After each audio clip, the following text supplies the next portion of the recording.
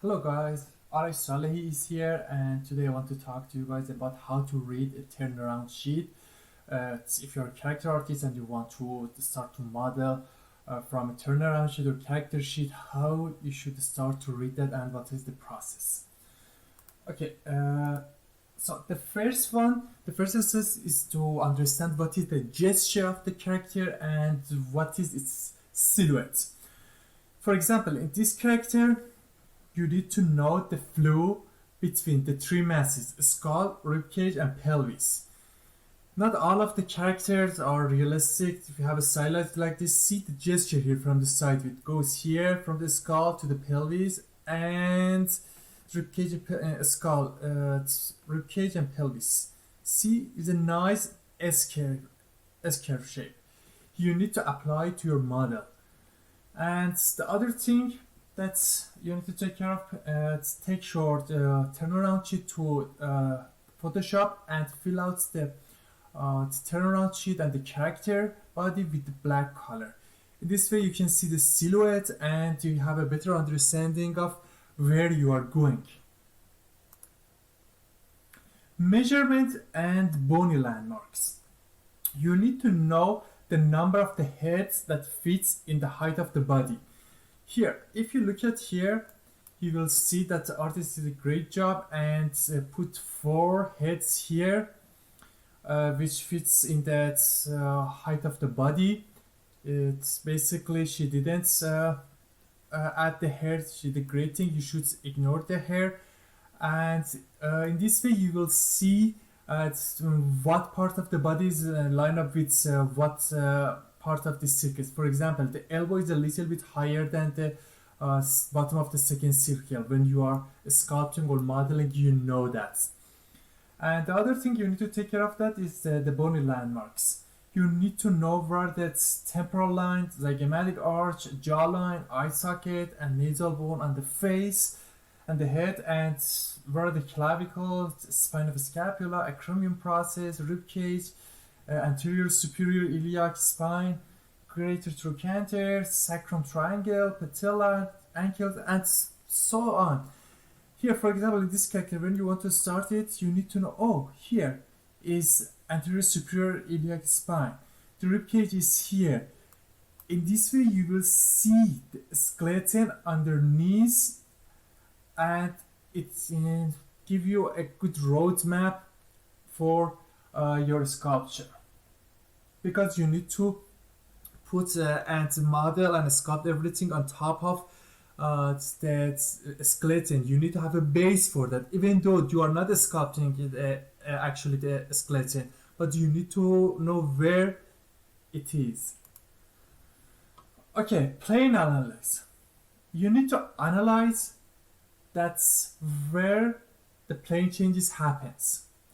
We have three categories for our planes for a character: primary, secondary, and tertiary. Primary plane is when you squint your eyes, you can see the major shadows and the highlights. And for example, here in the face, if you look at it, here it's darker if you squint your eye, and here is brighter. You can see immediately the plane changes here. And the secondary planes, planes inside of the primary ones. Here in the side planes, we have more plane changes here. Again, we can see them by the shadow and the highlights. And the tertiary planes usually are details like pores, scars, wrinkles, and you can add them after you are done with these two parts. Oh, by the way, he is a great artist and I really love his work. His name is Cedric Pirovani and he was a concept artist for Dishonored game. If you are 2D artist, 3D artist, you should study his works. He's really cool. Personality and reference. When you're looking at a turnaround sheet or character sheet, sometimes that concept artist doesn't give you the all information that you need. So you need to say, okay, this character has a type of hair, body style, and the face like sumo wrestlers.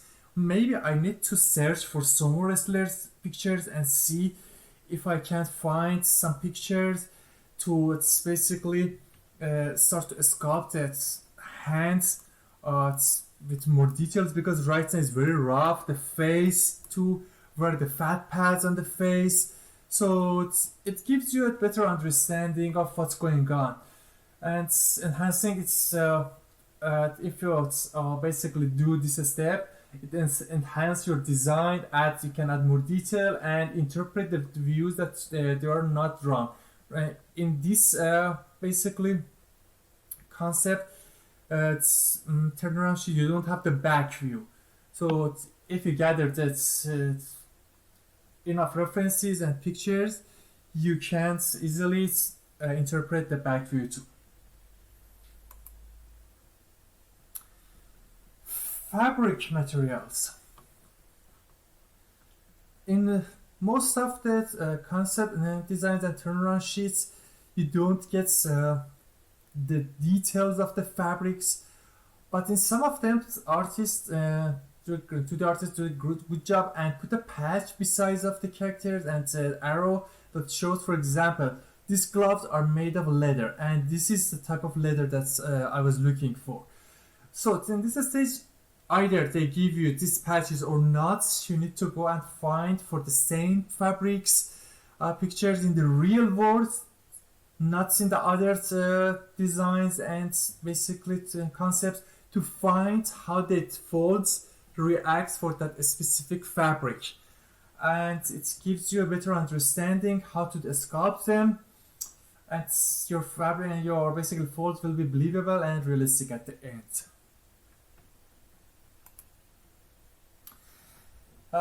The last part is communication, which is really important. You need to keep in touch with the designer and ask the designer the question that you have, the things that are vague or ambiguous for you. Even though you gathered a lot of references, but still you didn't find the answer for them. And say, hey, for example, if I want to, can you please tell me what's going on in this part of the hair?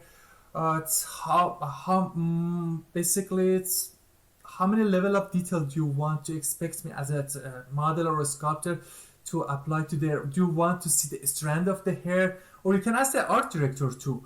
You can be in touch with both designer and art director to see what's going on. It removes the ambiguity and expediting the process for you guys. Again, if you follow these steps that I mentioned today, you can expedite your process, and you will have a solid basically foundation for your sculpt, and you can build on top of that. Hopefully it was helpful, and have a good day. Thank you so much.